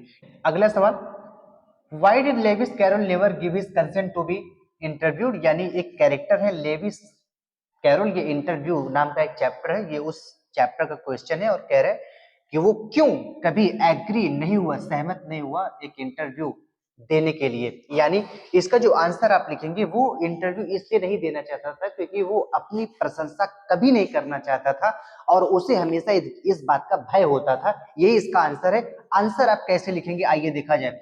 The drawbacks of interviews which have been pointed out, मतलब उसके जो ड्रॉबैक थे, उसकी जो कमियां थी इंटरव्यू की, वो जानता था, और वो उसे पॉइंट आउट नहीं करना चाहता था। किसके द्वारा? लेविस कैरोल के द्वारा। ऐसा नहीं वो चाहता था। Are the honour of the interviewer as he did not want to be glorified, वही glorified, वो उसको इस बात को दिखाना नहीं चाहता था, उसकी प्रशंसा करना बिल्कुल भी नहीं चाहता था। therefore इसीलिए he never consented to be interviewed, इसीलिए वो कभी इंटरव्यू देने के लिए सहमत नहीं हुआ। क्वेश्चन नंबर बी क्या कह रहे हैं साहब? इसमें ए और बी मिलेगा, और दोनों में आपको अल्टरनेटिव मिलेगा, लेकिन दोनों में से आपको एक ही क्वेश्चन का आंसर करना है। अगला क्वेश्चन है, what did Roosevelt say about fear in the lesson deep water, और ये जो रूजवेल्ट है साहब, एक अमेरिकन प्रेसिडेंट है, जिनका नाम था फ्रैंकलिन रूजवेल्ट, इनका पूरा नाम था फ्रैंकलिन रूजवेल्ट, और ये एक अमेरिकन प्रेसिडेंट थे। इन्होंने डीप वाटर को लेके एक कोट कहा था। वो कोट क्या कहा था? All we have to fear is fear itself, यानी जो सारा भय है, वो सारा भय मैं ही हूं, सारा भय मेरे अंदर ही है, बाहर कोई भय नहीं है। और ये कहना किसका था? फ्रैंकलिन रूजवेल्ट का कहना था। यानी this means that it is only the fear of consequences which prevents us from taking an action and hamper our progress, यानी ये जो डर है, ये डर मेरे ऊपर इतना ज्यादा हावी हो जाता है साहब कि ये मुझे रोकता है कुछ भी एक्शन लेने से। देखिए, प्रिवेंट्स अस, मुझे रोकता है फ्रॉम टेकिंग एन एक्शन, कुछ भी एक्शन लेने से। जैसे वो जो डीप वाटर में जो डगलस है, वो जब भी पानी में जाता था वो डर जाता था, कुछ भी एक्शन लेने से डरता था। क्यों डरता था? क्योंकि फियर उसके मन पे हावी थी। एंड हैम्पर आवर प्रोग्रेस, और जो हमारा प्रोग्रेस है, जो हमारी उन्नति है, ये उसको हैम्पर कर देता है। और ये कहना किसका था? वही अमेरिकन प्रेसिडेंट फ्रैंकलिन रूजवेल्ट थे। उन्होंने कोट कहा था। ये कोट आप याद रखिएगा कि all we have to fear is fear itself, और इसका मीनिंग आगे एक्सप्लेन करना है। यही इस क्वेश्चन का आंसर था। और what did Robert Clive do besides fighting some battles in Madras. और ये जो चैप्टर है, ये जो क्वेश्चन है, ये क्वेश्चन पोइट्स एंड पैनकेक से है और इसको लिखा है अशोका मित्रन ने। इसको लिखा किसने साहब? अशोका मित्रन ने लिखा है। इसका सवाल क्या पूछ रहे हैं कि what did Robert Clive do besides fighting some battles in Madras. इस क्वेश्चन का मतलब है कि what did Robert Clive do, यानी रॉबर्ट क्लाइव ने क्या किया बिसाइड्स, किसके अलावा, fighting some battles in Madras, यानी मद्रास में कुछ युद्ध लड़ने के अलावा रॉबर्ट क्लाइव ने क्या किया। तो रॉबर्ट क्लाइव ने बहुत कुछ हासिल किया था मद्रास में। क्या क्या हासिल किया था? और उनकी एक फोर्ट में, एक चर्च में उनकी शादी भी हुई थी, इन्होंने एक विवाह भी किया था। इसका आंसर कैसे देना है आइए देखा जाए। कह रहे despite his short life and even shorter stay in Madras, कह रहे कि एक छोटा जीवन और मद्रास में कुछ समय तक रहने के अलावा Robert Clive achieved a great deal. Robert Clive ने और बहुत कुछ अचीव किया था साहब। He was constantly on the move, fought seemingly impossible battles in distance parts of India. कहते हैं कि इंडिया के कोने कोने में, इंडिया के और भी कई पार्ट में इन्होंने कई संभव युद्ध भी लड़े हैं, कई असंभव युद्ध भी लड़े हैं, इम्पॉसिबल बैटल्स, कई असंभव युद्ध भी लड़े हैं। एंड इवन गॉड, उन्होंने एक शादी भी किया, कहां भैया? एंड सेंट मैरिज चर्च में, यानी सेंट मैरिज चर्च में इन्होंने क्या किया था साहब? एक विवाह भी किया था। इसके अलावा क्वेश्चन नंबर 8 जरा हम लोग देखेंगे साहब। क्वेश्चन नंबर 8 क्या कह रहा है? क्वेश्चन नंबर 8 आपको दो क्वेश्चन मिलेगा और उसमें से एक ही क्वेश्चन का आंसर आपको देना है। ये जो क्वेश्चन है ये प्रोज का है और ये लॉन्ग आंसर है, जिसका आंसर आपको 80 वर्ड्स में देना है। सवाल क्या कह रहा है कि how can you say that ordinary people also contributed the freedom movement. जब भी फ्रीडम मूवमेंट का नाम आता है, फ्रीडम मूवमेंट का नाम आता है, तो आपको याद आया होगा कि गांधी जी ने अपना पहला स्वतंत्रता आंदोलन जो लड़ा था, वो लड़ा था बिहार के चंपारण डिस्ट्रिक्ट से। और जब भी चंपारण डिस्ट्रिक्ट का नाम आता है तो आपके सामने एक चैप्टर आता है इंडिगो, यानी ये जो क्वेश्चन है वो इंडिगो चैप्टर से है। और कह रहा है कि जो ऑर्डिनरी पीपल थे, वहां के जो साधारण लोग थे, इस फ्रीडम फाइटर में उनका क्या कॉन्ट्रीब्यूशन था, क्या योगदान था। आंसर क्या देना है साहब? Ordinary people stood by and supported Gandhi ji in their own little ways. जो वहां का ऑर्डिनरी पीपल था वो गांधी जी के साथ हमेशा खड़ा था, गांधी जी के सपोर्ट में हमेशा खड़ा था। राजकुमार शुक्ला ये भी एक इंपॉर्टेंट कैरेक्टर है आपके इस चैप्टर का। And professor Malkani defied all odds to contribute in the movement. और ये जो राजकुमार शुक्ला है, प्रोफेसर मलकानी है, और एक प्रोफेसर का अभी आगे और जिक्र होगा। जी साहब, अब इसका आगे का आंसर जरा देखिएगा। कह रहे हैं कि professor JP Kripalani motivated a large number of students and welcome Gandhi at the Muzaffarpur railway station at midnight। जब गांधी जी मुजफ्फरपुर रेलवे स्टेशन पे आधी रात को आए, ये जो प्रोफेसर कृपलानी है साहब, इन्होंने एक स्टूडेंट की लंबी संख्या के साथ इनका वेलकम किया था मुजफ्फरपुर स्टेशन पे। कहने की the spontaneous demonstration outside the court was also a significant contribution as it showed the Britishers the unity of Indian civil disobedience could triumph in India only because of the courage and unity of ordinary people। कहते हैं ये जो करेज था, जो साहस था और जो यूनिटी था ऑर्डिनरी पीपल में, वहां बहुत एकता थी। क्योंकि आप भी जानते हैं ये पूरे चैप्टर जो मामला है वो शेयर क्रॉपर्स को लेके था। वहां पे शेयर, मुझे इंडिगो नाम की जो खेती होती थी उसमें शेयर बहुत कम मिलता था, और शेयर को बढ़ाने के लिए मुझे शेयर ज्यादा मिले, इसी बात के लिए वहां पे आंदोलन शुरू हुआ। और सभी जो शेयर क्रॉपर्स थे सब चाहते थे कि मुझे जो शेयर मिले वो 15 से 25 मिले। इसीलिए पूरी यूनिटी लोगों ने बनाया, वहां के साधारण लोगों ने पूरी यूनिटी के साथ गांधी जी का सपोर्ट किया और लास्ट में इनको सफलता मिली। इसका जो दूसरा सवाल है साहब, दोनों में से एक ही करना है, लेकिन मैं आपको दोनों क्वेश्चन का आंसर यहाँ पे दिखा दे रहा हूं। जो दूसरा सवाल है वो दूसरा सवाल लॉस्ट स्प्रिंग से है। What for is the city of Firozabad famous, मतलब फिरोजाबाद जो सिटी है वो किस बात के लिए फेमस है। और ये सवाल जो है साहब वो लॉस्ट स्प्रिंग से है। लॉस्ट स्प्रिंग नाम का एक चैप्टर है जो कि आपके प्रोज में ही है, और ये क्वेश्चन उसी चैप्टर से है। आंसर कैसे देना है साहब, आप भी जानते हैं ये जो फिरोजाबाद है साहब, यहाँ पे चूड़ियां बनती है, यहाँ पे बैंगल मेकिंग का काम होता है, और यही आपको आंसर में लिखना है। आंसर कैसे लिखना है साहब आइए देखा जाए। Bangle making makes the city of Firozabad famous. जो बैंगल मेकिंग है साहब, जो चूड़ियां बनाने का काम है, यही फिरोजाबाद को फेमस करता है।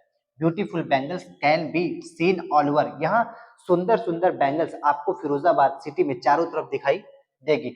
एवरी सेकंड फैमिली यानी हर दूसरा परिवार इस बिजनेस में इंगेज्ड है और बैंगल मेकिंग बिजनेस में इंगेज्ड है। It is the centre of India's club industry where families have spent generation working around furnaces. कहते हैं कि ये सेंटर है इंडिया का, जो बैंगल मेकिंग इंडस्ट्री है ये उसका सेंटर है साहब, वेयर जहां पे कई परिवार अपना जनरेशन मतलब कई जनरेशन से ये काम कर रहे हैं। बैंगल बनाने का जो काम है, चूड़ियां बनाने का जो काम है, ये पहले के जनरेशन भी ये काम करती थी, यानी हमारे पापा दादा सब ये काम करते थे। अब ये काम कौन कर रहा है? मैं भी कर रहा हूँ। ये जनरेशन से ये काम चलता आ रहा है। In Firozabad the majority of families are engage, मतलब फिरोजाबाद में ज्यादातर परिवार एंगेज्ड है बैंगल मेकिंग में फॉर जनरेशन, मतलब कई जनरेशन से ये काम चल रहा है। These families have dedicated themselves to working with glass. इनका जो परिवार है साहब, ये सारे परिवार पूरे डेडिकेशन के साथ ये इस काम को करते हैं, वर्किंग विद ग्लास, ग्लास के साथ काम करते हैं। क्राफ्टिंग बैंगल्स यानी बैंगल्स बनाते हैं, primarily for the women of the region. और यहाँ की जो महिलाएं हैं, आप जब भी कभी फिरोजाबाद जाएंगे, बैंगल मेकिंग इंडस्ट्री में जाएंगे, तो वहाँ की जो महिलाएं हैं उनका जो हाथ है साहब, वो हाथ एकदम मशीन की तरह चलता है। और वही कहा जा रहा है कि यहाँ जो महिलाएं हैं वो भी इस काम को पूरी स्किल के साथ करती हैं, ये इस काम को प्राइमरी देती हैं, यानी ये उनका प्राइमरी काम है। जो क्वेश्चन नंबर 9 है साहब, क्वेश्चन नंबर 9 आपको पोएट्री से मिलेगा, और पोएट्री का क्वेश्चन नंबर 9 और 10 ये पोएट्री का होगा। देखते हैं साहब क्वेश्चन नंबर 9 क्या कह रहे हैं। Perhaps the earth can teach us as when everything seemed dead and later proved to be alive. Now I will count up to 12 and you keep quiet and I will go. इसमें आपको दो तीन छोटे छोटे सवाल मिलेंगे जिसका answer आपको अपने ही पैसेज में देना है। इसका सवाल देखिएगा साहब कि what remains alive when everything seems dead, यानी ऐसा क्या है, ऐसा क्या बचा है जो हमें जीवित रखता है। When everything seems dead, जब सब कुछ खत्म हो जाए तो ऐसा क्या है जो मुझे जीवित रखता है। यानी यहाँ पे देखिए, perhaps the earth can teach us as everything seems dead, यानी जब भी सब कुछ खत्म हो जाए तो वो अर्थ ही है जो हमें जीवित रख सकता है। यानी इसका आंसर होगा ओनली द अर्थ, केवल अर्थ ही बचा है हमें जीवित रखने के लिए। जब everything else appears to be dead, जब सब कुछ मरा हुआ दिखाई देता है तो मुझे केवल क्या चीज जिंदा रखता है, वो है अर्थ। ये क्वेश्चन का आंसर है। क्वेश्चन नंबर 2 कह रहा है कि when should we remain quiet as said by the poet, यानी कब पोएट के द्वारा ये बात कही जा रही है कि बाय द पोएट, पोएट के द्वारा कहा जा रहा है कि when should we remain quiet, मुझे कब चुप हो जाना चाहिए, ये कहा जा रहा है। तो यहाँ देखिए आगे, the poet says we should remain quiet for some time to reflect and understand life better, यानी जब भी मैं अपने जीवन को बेहतर बनाने की कोशिश करता हूं तो वही मुझे चुप हो जाना चाहिए। अगला सवाल क्या करें, name the poet and the poem of the above lines, यानी ये जो तीसरा क्वेश्चन है साहब, अक्सर जो ये स्टंजा मिलता है, इसका जो तीसरा क्वेश्चन है वो ऐसे ही मिलता है कि इस पोएम का नाम बताइए और पोएट का नाम बताइए। तो ये जो पोएट है साहब वो पाब्लो नेरुडा है, इसके जो कंपोजर है। और जो ये पोएम है, नेम ऑफ द पोएम, वो है कीपिंग क्वाइट, यानी ये कीपिंग क्वाइट पोएम से लिया गया है। और इसके जो पोएट है साहब वो है पाब्लो नेरुडा। क्वेश्चन नंबर 10 क्या कह रहे हैं साहब कि right the central idea of any one of the following poem, यानी नीचे कुछ पोएम दिया होगा और उस पोएम में से किसी एक पोएम का आपको सेंट्रल आइडिया लिखना है। 3 पोएम मिलेगा, 3 में से किसी एक का लिखना है। मैं आपको तीनों दिखा दे रहा हूं। पहला जो लिया गया है वो माई मदर एट 66 से लिया गया है।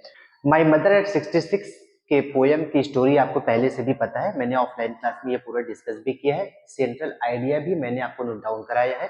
यहाँ मैंने सेंट्रल आइडिया को एक बार फिर से मैंने राइट डाउन कर दिया है। आप अगर अभी तक से इसका सेंट्रल आइडिया अगर अभी तक आपने नहीं किया है तो ये सेंट्रल आइडिया आप जरूर नोट डाउन कर लीजिए। एग्जाम के पॉइंट ऑफ व्यू से, एग्जाम के पर्सपेक्टिव से ये सेंट्रल आइडिया इंपॉर्टेंट है।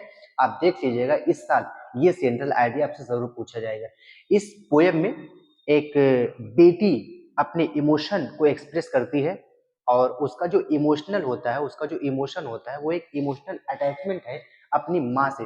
जब वो एक सफर में अपनी माँ के पीले फेस को देखती है तो उसे एहसास होता है कि मेरी माँ बुढ़ी हो चुकी है, मौत के करीब है और वो उसे खोने से डरती है। पूरे पोएम में यही एक्सप्रेस किया गया है। यानी पूरे पोएम में अगर आप देखेंगे तो एक माँ और बेटी के रिलेशनशिप, बॉन्डिंग, अटैचमेंट को शो किया गया है, एक्सप्रेस किया गया है।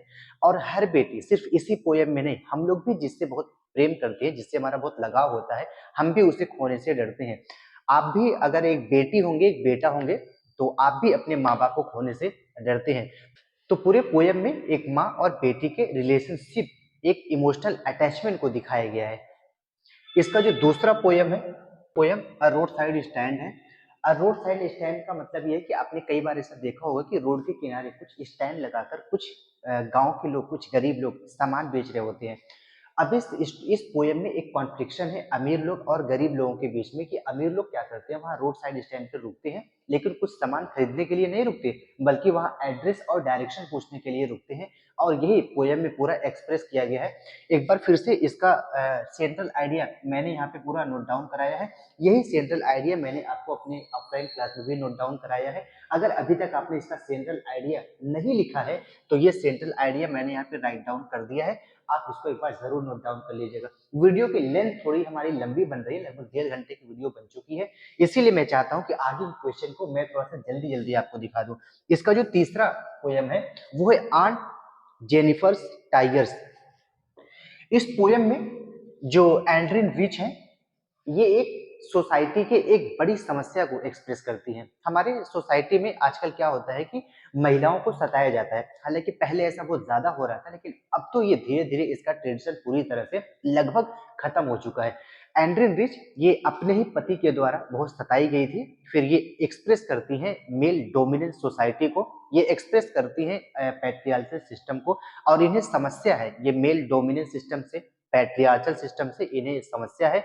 इनकी जो समस्या है वही अपनी समस्या इस पोयम में वो एक्सप्रेस करती है, लोगों को बताने की कोशिश वो करती है कि कैसे एक मेल एक विमेन को, बॉडी को तो कंट्रोल कर लेता है लेकिन माइंड को कंट्रोल नहीं कर पाता। इसीलिए वो अपने माइंड को रिप्रेजेंट करती है और बताती है कि मेल डोमिनेंस जो सोसाइटी है, इसकी सबसे बड़ी समस्या क्या है, पैट्रियार्चल सिस्टम से उनका क्या कंप्लेन है, क्या शिकायत है, वो इस पोयम में एक्सप्रेस करती है। इसको भी आप एक बार देख लीजिएगा और पूरा नोट डाउन आप इसको कर लीजिएगा। इसके बाद का जो मेरा क्वेश्चन है साहब,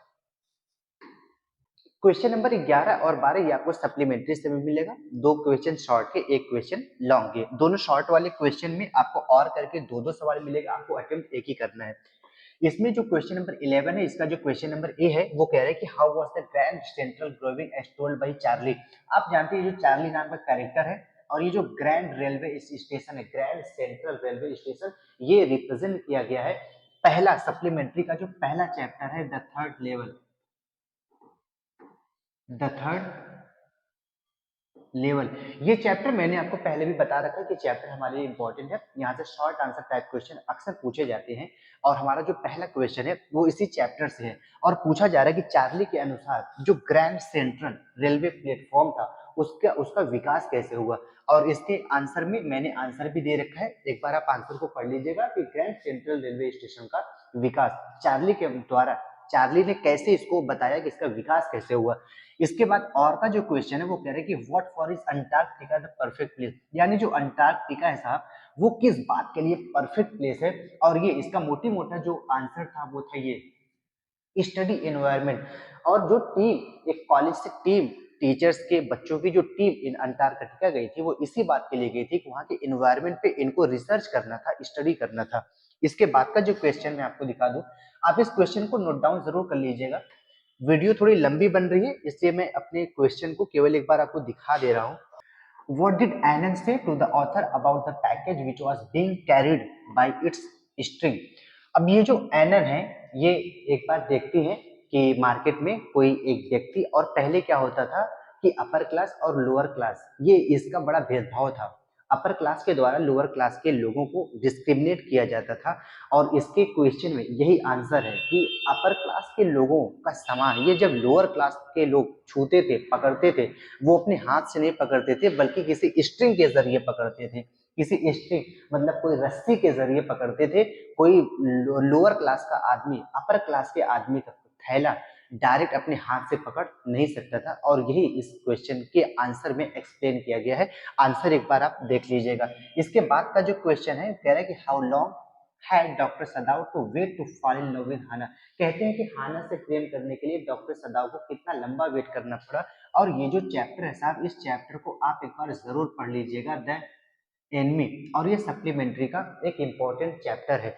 और ये कह रहे हैं कि डॉक्टर सदाव वो एक बहुत ही समझदार व्यक्ति था। ये हाना से प्रेम करने से पहले पहले इन्होंने अपने फैमिली का अप्रूवल लिया। पहले सोसाइटी से ये जाना कि सोसाइटी मेरी इस शादी को एक्सेप्ट करेगी या नहीं करेगी। जब हर जगह से उनको अप्रूवल मिला तब जाके डॉक्टर सदाव हाना से प्रेम करता है। और वो बाद में आपने स्टोरी में पढ़ा भी होगा क्लास में, उसकी शादी भी हाना से हो जाती है और उसकी शादी भी सक्सेसफुल रहती है। वही इसके क्वेश्चन का आंसर है। क्वेश्चन नंबर 12 सप्लीमेंट्री का लॉन्ग आंसर टाइप क्वेश्चन है। और इसके दो क्वेश्चन मिलेंगे और करके आपको एक ही करना है। और कह रहे हैं कि what gift did the Maharaja bring on the third birthday of his son. कहते हैं कि जो महाराजा थे, प्रतिबंधपुरम के जो महाराजा थे, उन्होंने अपने बेटे की थर्ड बर्थडे पर क्या गिफ्ट दिया। तो आप भी जानते हैं कि उन्होंने अपने बच्चे के बर्थडे पर एक खिलौना दिया था। वो जो खिलौना था वो एक लकड़ी का टाइगर था और वो 100वां टाइगर था। और उसी लकड़ी के खिलौने में एक कील निकला हुआ होता है। शायद वो जो मिस्त्री बनाया था वो बहुत स्किलफुल नहीं था, इसलिए उसमें कील कहीं निकली होती है और उसी कील से उसको चोट लगती है। वो इस चोट को अनदेखा करता है और वो चोट नासूर बन जाती है और पॉइजन बन जाता है और पूरी बॉडी में पॉइजन फैल जाता है और इसी से उसकी मौत होती है। और जैसा कि एस्ट्रोलॉजर ने पहले बताया था कि तुम्हारी मौत जब भी होगी तो 100वें टाइगर से होगी। और ये 100वां टाइगर जो था ये यही लकड़ी का खिलौना था, लकड़ी का टाइगर था जिससे उसकी मौत होती है। तो वो जो प्रतिबंधपुरम के महाराजा थे उन्होंने अपने बेटे के थर्ड बर्थडे पर यही एक खिलौना टाइगर का दिया था जो लकड़ी का टाइगर था। और इसका आंसर आप पढ़ लीजिएगा। और इसके आंसर में अभी जो मैंने आपको एक्सप्लेन किया है यही इसका आंसर है। वीडियो थोड़ी लंबी ना बने इसीलिए मैं आपको क्वेश्चन डायरेक्ट दिखा दे रहा हूँ। इसके बाद का जो क्वेश्चन, इसमें एक क्वेश्चन आपको और मिलेगा। ये जो क्वेश्चन है, अब ये भी क्वेश्चन, अब ऊपर वाला क्वेश्चन तो द टाइगर किंग से था। द टाइगर किंग ये एक चैप्टर है, इंपॉर्टेंट है। ये वाला जो क्वेश्चन है, ये वाला क्वेश्चन मेमोरीज ऑफ चाइल्डहुड से है। और यहां से भी क्वेश्चन बनते हैं। अभी यहीं से एक क्वेश्चन आपको ऊपर मिला था। क्वेश्चन कैसा, what did Zitkala Sa feel when her long hair was cut. कहते हैं कि जितकला सा क्या फील करती है जब उसके लंबे बाल काट दिए जाते हैं। तो वो अपनी माँ को, सबसे ज्यादा वो अपनी माँ को याद करती है उस दिन। और ये पहले तो बहुत स्ट्रगल करती है कि मेरे बाल को ना काटा जाए, बड़ी मुश्किल से मैंने अपने लंबे बाल किए हैं और ये लंबे बाल को मैं बहुत पसंद करती हूँ, मैं वो अपने लंबे बाल से बहुत प्रेम करती हूँ। और ये लंबे बाल मेरी खूबसूरती है, मेरी खूबसूरती को काटा ना जाए, ये मेरे कल्चर को रिप्रेजेंट करता है, मेरे कल्चर को डिस्ट्रॉय न किया जाए। पहले वो खूब संघर्ष करती है लेकिन फाइनली उसके लंबे बाल काट दिए जाते हैं। तो इसके इसका जो आंसर है वो मैंने आपको यहाँ पे दे रखा है, इसका आंसर भी आप अच्छे से पढ़ लीजिएगा। और ये आपके पहले मॉडल पेपर का ये लास्ट क्वेश्चन था साहब। इसके बाद कोई क्वेश्चन आपको नहीं मिलेगा। कुल 1 से 12 क्वेश्चन आपको मिलेंगे। मैंने इस पहले मॉडल पेपर में सब डिस्कस कर लिया। तो मेरे प्यारे बच्चों, वीडियो जरूर आपको थोड़ी लंबी लगी होगी और करें ही तो क्या करें, हमने भी तो बहुत कोशिश किया कि वीडियो की लेंथ छोटी बने, फिर भी ये वीडियो लगभग 1.5 घंटे की बन चुकी है।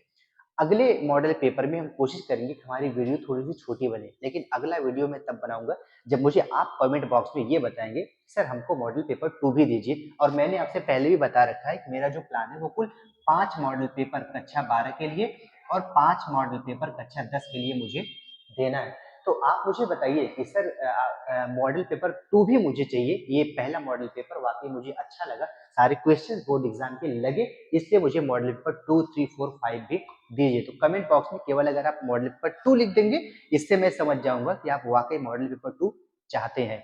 वीडियो कैसी लगी आप मुझे कमेंट बॉक्स में जरूर बताइएगा। ये वीडियो थोड़ी सी लंबी जरूर बनी है, अगले वीडियो में कोशिश करूंगा कि हमारी वीडियो की लेंथ थोड़ी छोटी बने। तो आप मुझे बताइए आपको वीडियो कैसी लगी। वीडियो बनाने में बड़ी मेहनत लगती है साहब, कंटेंट को तैयार करने में बड़ी मेहनत लगती है साहब। जितना मेहनत आप पढ़ने में नहीं लगाते हैं शायद उससे ज्यादा मेहनत हम लोगों को वीडियो बनाने में लगती है, कंटेंट को तैयार करने में लगता है। तो जाते जाते आप वीडियो को एक लाइक कर दें, अपने दोस्तों में शेयर कर दें और अभी तक आपने हमारे चैनल को सब्सक्राइब नहीं किया है तो आप हमारे जिम्स एकेडमी के चैनल को सब्सक्राइब कर दें। जिम्स एकेडमी आपका अपना एक एजुकेशनल चैनल है जो लगातार कोशिश करती है कि बच्चों को कैसे एजुकेशन फील्ड से डायरेक्ट जोड़ा जाए, कैसे बच्चों को बोर्ड एग्जाम की पूरी तैयारी कराई जाए। और मैं कोशिश कर रहा हूँ कि आपको इंग्लिश के पूरे 100 नंबर की तैयारी, अगर आप क्लास 12 के बच्चे हैं तो 100 नंबर, और अगर आप 10th के बच्चे हैं तो पूरे 70 नंबर की तैयारी मैं आपको इसी चैनल के माध्यम से करवाऊं। इसके लिए बस आपको एक ही काम करना है साहब, सिर्फ और सिर्फ एक काम आपको अपनी तरफ से करना है, और वो काम करना है आपको सब्सक्राइब से। एक सब्सक्रिप्शन याद रहे मुझे बड़ा मोटिवेट करता है, इससे मुझे इंकरेजमेंट मिलता है, आगे भी मैं वीडियो बनाऊंगा। तो ठीक है, बस इतना ही इस वीडियो में डिस्कस करना था। मिलते हैं मॉडल पेपर 2 में। Thank you so much.